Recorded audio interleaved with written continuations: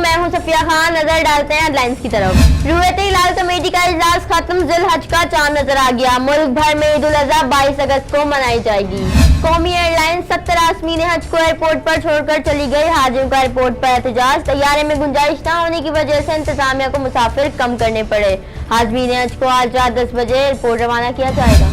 और वजह सामने आ गई, शैला रजा सिंध असेंबली की डिप्टी स्पीकर क्यों न बन सकी। अपोजिशन से डांट डपट करना शैला रजा को महंगा पड़ गया। क़यादत ने रेहाना लगारी को डिप्टी स्पीकर नामजद किया।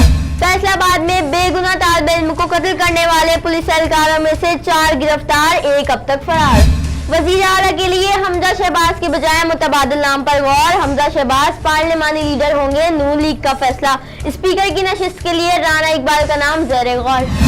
जहांगीर तरीन की मीडिया से गुफ्तगू, कहते हैं कि बल्दियात का नया निजाम लाएंगे। परवेज इलाही का कहना है कि पंजाब में शहबाज शरीफ ने बेड़ा गर्क कर दिया, दोनों रहनुमा मिलकर तरक्की लाएंगे।